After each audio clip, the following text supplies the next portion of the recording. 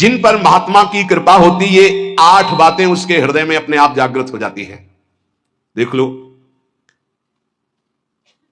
8 बातें उसके हृदय में अपने आप जागृत हो जाती, जिस पर संत की कृपा होती। पूज्य बाबा कहते हैं, पहला, नाम जप, नाम कीर्तन और लीला गायन, इन 3 का उसको व्यसन हो जाता है, नशा हो जाता है।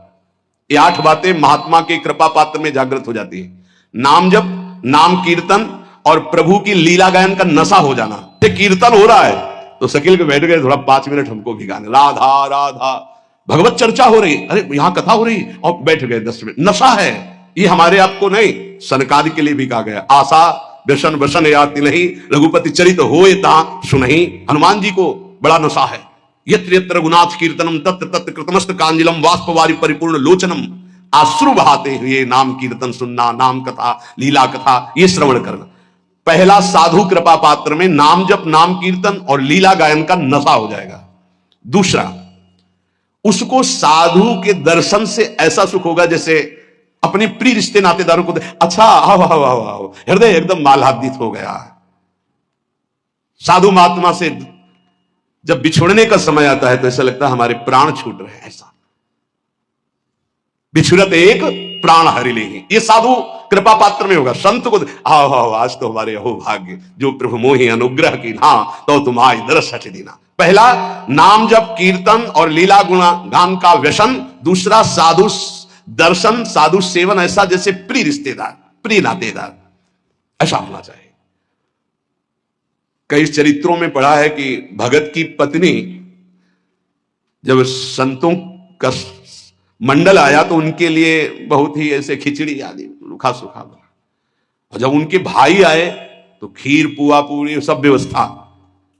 जो लाल स्वामी जी के भी चरित्र में यही पढ़ा है, वो अंदर घर में गए, कहा कि बहुत खुशबूदार ये सब भोग पदार्थ बने, और संत मंडली में तो खिचड़ी परोसी जा रही। तो उनका वो संत है, ये हमारे भाई हैं आए, मतलब उनके साले। अच्छा, तुम्हारे भाई, और ये हमारे रिश्तेदार हैं, हमारे प्रभु के जन पार्षद हैं। सब खीर पुआ उनको परोसा, खिचड़ी उठा के लाए, उनके भाई को पकाया। ये तुम्हारे रिश्तेदार के लिए, ये हमारे रिश्तेदार के लिए। हरिराम व्यास जी, मलाई गिर गई दूध के साथ उनकी कटोरे में, और संतों में दूध परोसा है।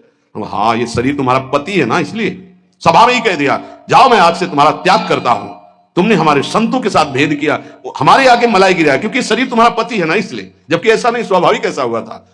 जब बहुत प्रार्थना की, कई दिन व्यतीत हो गए सेवा से विलक, तब संतों के बीच में कहा कि अपने आभूषण बेच करके संत सेवा करें तो हम स्वीकार करें। संत ऐसे प्रिय लगे जैसे कोई सगा सरेही रिश्ता नाता जिनसे जुड़ा है उनको देख, और खूब उनके प्रति भाव, इस महात्मा की कृपा। तीसरा, सांसारिक चर्चा करने में बिल्कुल अरुचि होना। चौथा, महात्मा का कृपा पात्र कभी किसी की निंदा ना कर सकता है ना सुन सकता है। पांचवा, महात्मा का कृपा पात्र कभी प्रणाम नमस्कार न स्वीकार करता है किसी के, कोई जैसे कर रहा है तो स्वयं स्वीकार नहीं करता, और दूसरों को भरपूर सम्मान देता है। स्वयं अमानी रहकर दूसरों को मान, वो किसी का मान सम्मान स्वीकार नहीं करता और दूसरों को मान सम्मान करता है। छठा, किसी का चित्त दुखे ऐसा संवाद नहीं, किसी का चित्त दुखे ऐसी कोई क्रिया नहीं, और कोई किसी संवाद या क्रिया से उसको दुख पहुंचावे तो उसका चित्त दुखे ऐसी स्थिति नहीं। सातवां, यदि उसको कोई पद या उपाधि दी जाए तो विष्ठा के समान उसको त्याग देगा महात्मा का कृपा पात्र। कोई पद या उपाधि दी जाए तो विष्ठा जैसे त्याज्य होता है। विष्ठा त्याज्य का मतलब विष्ठा त्यागने के बाद किसी को गर्व नहीं होता। मलवत त्याग भोगों का, पद प्रतिष्ठा का। देखो, जब हम मलवत त्याग नहीं करते तो त्याग तो वस्तु का होता है, अभिमान उस वस्तु के त्याग का होता है जो उससे भी खतरनाक होता है। वस्तु की समीपता जितना बाधक है उससे ज्यादा बाधक है वस्तु त्याग कर त्याग का अभिमान।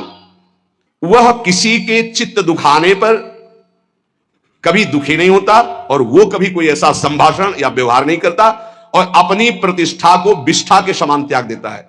भोगों का त्याग, संपत्ति का त्याग, जहां बड़े महापुरुषों के प्रति आए तो विषवत त्याग बताया गया है, वमनवत त्याग, 3 शब्द बोले गए, वमन के समान और मल के समान। इनमें सबसे ज्यादा श्रेष्ठ मल के समान है। उसका ध्यान ही नहीं है, कोई उसको ऐसे, उसका स्मरण ही नहीं। मलवत त्याग मतलब उस त्याग की स्मृति भी नहीं रह गई, उसे त्याग कहते हैं। यह महात्मा की कृपा पात्र को होगी। को, प्रतिष्ठा को, संपत्ति को, मान को, विश्ववत त्याग करना, वमनवत त्याग करना, मलवत त्याग करना।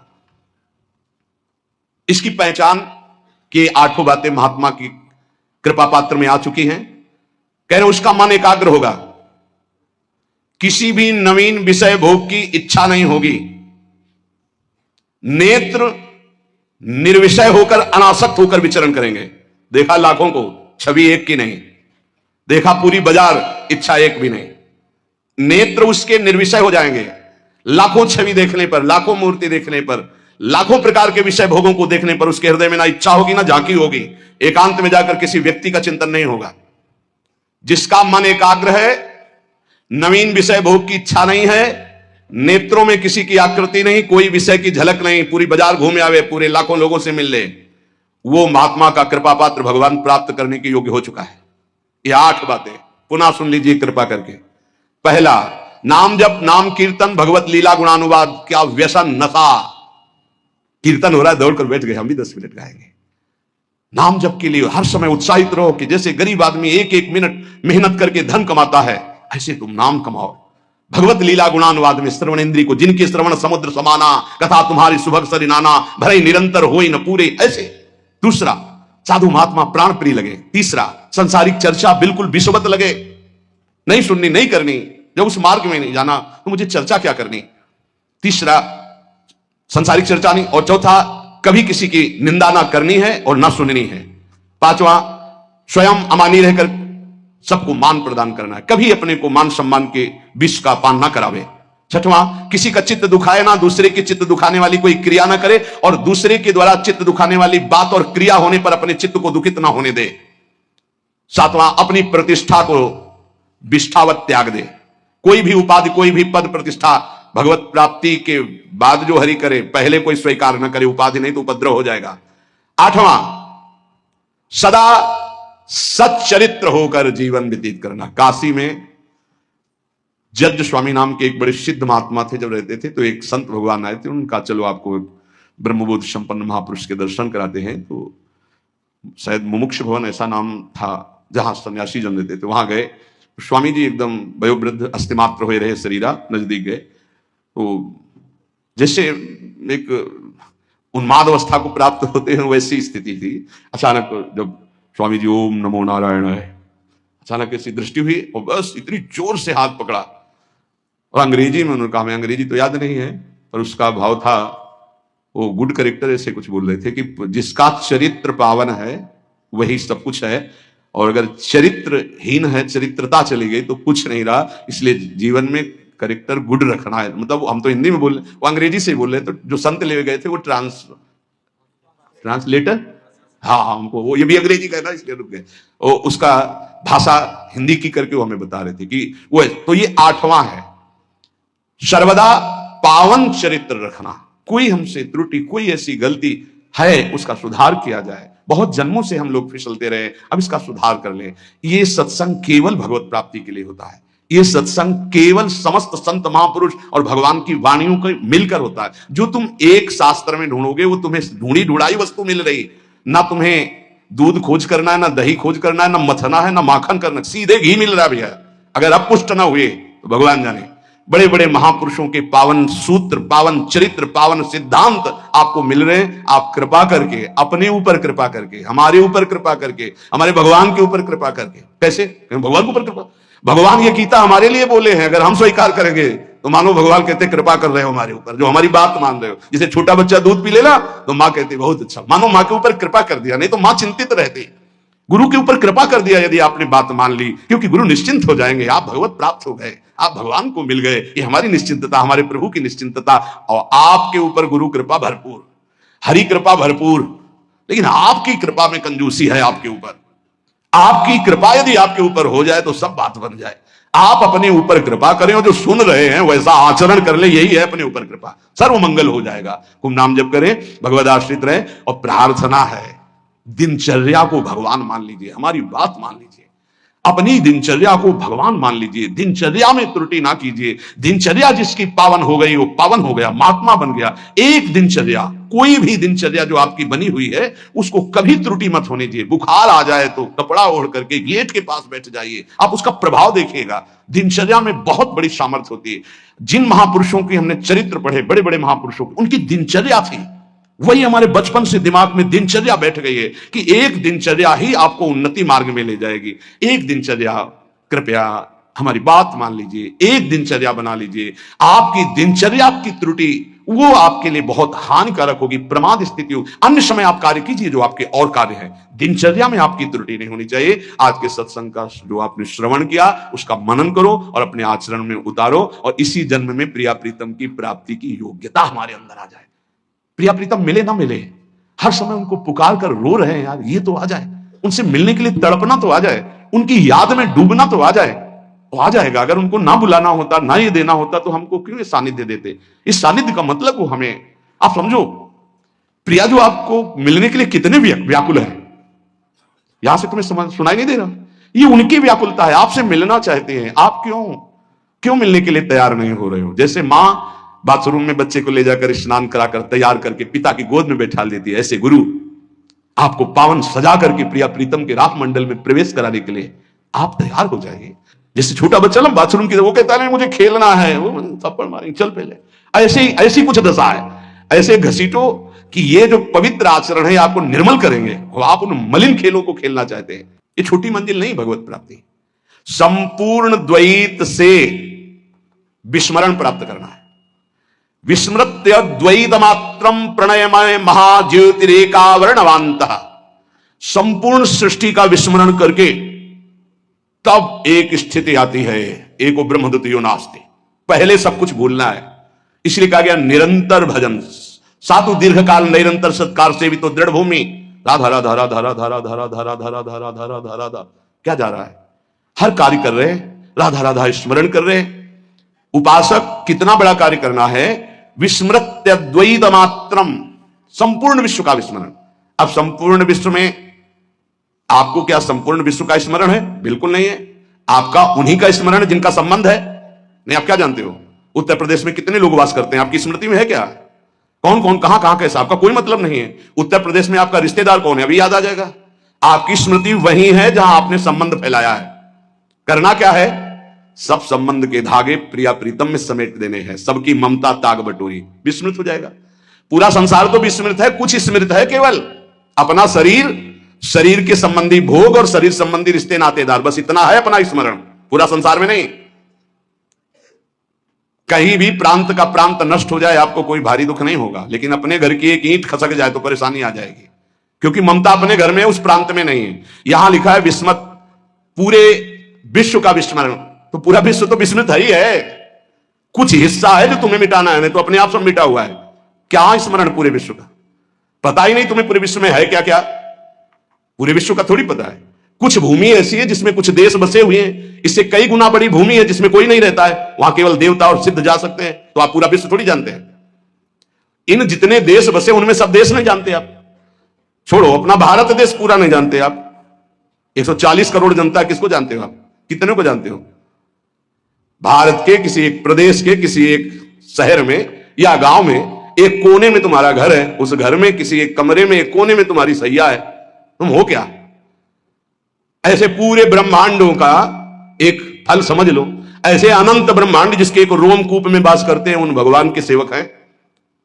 ब्रह्मांड निकाया निर्मित माया रोम रोम प्रतिवेद कहे, दिखलावा माते तेन अद्भुत रूप प्रचंड, रोम रोम प्रति लागे कोटि कोटि ब्रह्मांड, कोटि कोटि करोड़ करोड़ ब्रह्मांड जिनके करो। इस पूरे ब्रह्मांड में एक ये मृत्यु लोक में भारत देश में एक प्रदेश में एक जिला में एक कस्बा में एक गांव में एक छोटा सा घर, उस घर में एक कोने में सैया, तुम हो क्या? क्या हो? जैसे गूलर के फल में देखो कितने भुनगे निकलते हैं, ऐसे गूलर की फल की तरह भगवान के विराट रूप में एक रोमकूप में करोड़ों ब्रह्मांड वास करते हैं।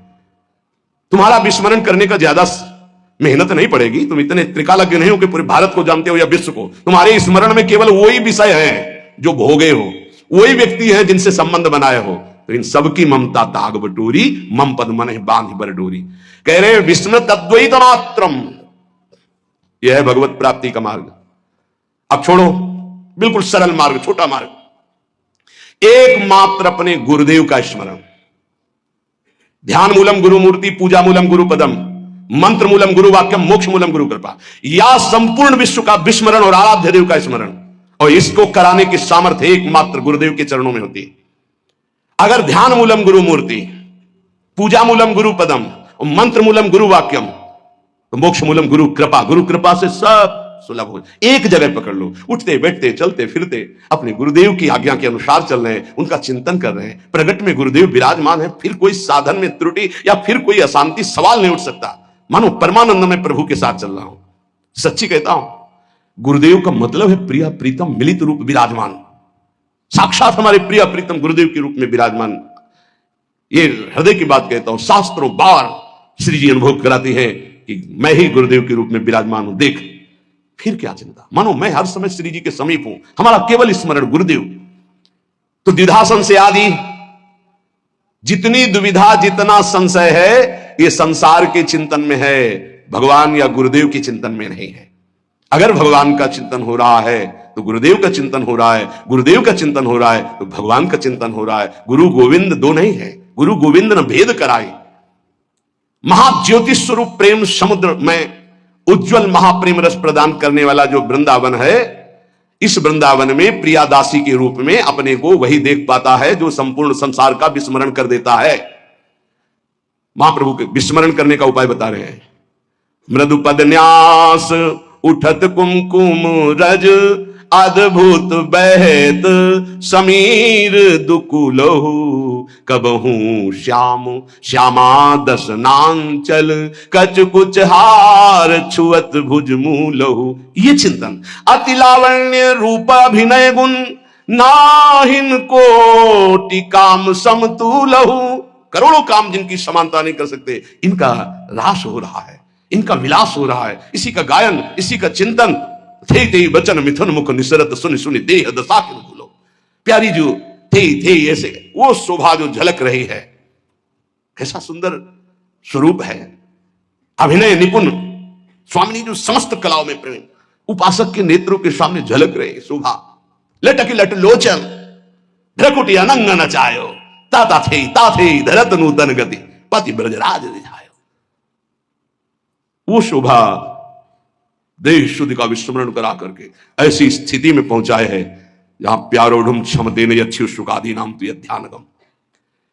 वो उपासक भाव देह को प्राप्त कर लेता है जो द्वैत प्रपंच का विस्मरण करके अपने आराध्य देव की लीला चिंतन में लग गया। कैसा सुंदर रूप है हमारे युगल सरकार का, अति लावण्य रूप अभिनय गुण, नाहिन कोटि काम समतुलो। भ्रकुटी विलास हास रस बरसत, जैसे हरिवंश प्रेम रस है। प्यारी जो विशाल नेत्र महाप्रेम समुद्र भरे, उन नेत्रों से जब प्रीतम की तरफ देख रही हो और मंद मुस्कुराकर भ्रकुट संचालन होता, वो स्वरूप प्यारी जी का अभिनय निपुण, लटक लट लोचन भ्रकुटी अनंग नचायो। कैसा स्वामिनी जो अभिनय करते हुए जिस समय भ्रकुटी संचालन करते हुए मंद मुस्कुराते, वो उस भ्रकुटी संचालन से करोड़ों कामदेव मानो मूर्छित हो गए, अधीन हो गए। ऐसा सौंदर्य जब उपासक देखेगा तो उसको इस मर्त लोक की कोई विषय चिंतन आएंगे नहीं। हमारा जो मार्ग मिला है बहुत रसमय, चतुरासी जी प्रेम समुद्र है। आपसे प्रार्थना है, औषधि बड़ी गूढ़ है, अगर इसको पाते रहोगे तो राह से खुल जाएगा। चतुरासी जी का गायन देश शुद्ध विस्मरण करा देने की स्थिति में आपको खड़ा कर देगा। ध्यान दीजिएगा, सिद्ध साधन है देह विस्मृति, विश्व विस्मृति का चतुरासी जी का गायन, चतुरासी जी का चिंतन, चतुरासी जी का श्रवण। अरे अपने की बात क्या, लालजू को विस्मरण करा देने की सामर्थ्य श्री प्रियाजू में है। लालजू को विस्मरण करा देने की, लालजू अपने आप चिदानंद स्वरूप लालजू अपने आप को भूल जाते हैं। ऐसा प्रेम प्यारी जू का है। अपने प्यारी जू की शरण में है, अपने को कोई भय इस बात का कि संसार का कोई राग में फंसा लेगा नहीं। बहुत बड़ी जगह जुड़ गए हैं। श्री स्वामिनी जी का बड़ा प्रताप है। श्रीपाद प्रबोधानंद जी महाराज कह रहे हैं, आप हमारी बात मान लो, निहाल हो जाओगे। यद कोट्यन समपि स्पृशेन्न निगमो यन्नो विदिर योगिनः। मैं जो आपसे बात कह रहा हूं वेद की सामर्थ्य नहीं है कि आपको बता सके, वो नेति नेति तो हरि के लिए ही कह रहा है। यहां वृंदावन कैसे पकड़ता है, यह तो सुना था कि वृंदावन वास की तुम इच्छा करो वो तुम्हें फांस लेगा, पकड़ लेगा, ऐसे फांस से फांस लेगा कि तुम निकल ही नहीं सकते। तो लगता था क्या जादू है वृंदावन में, देखते हैं भाई। और जब वृंदावन ने फांसा तो जीने लायक नहीं रहे।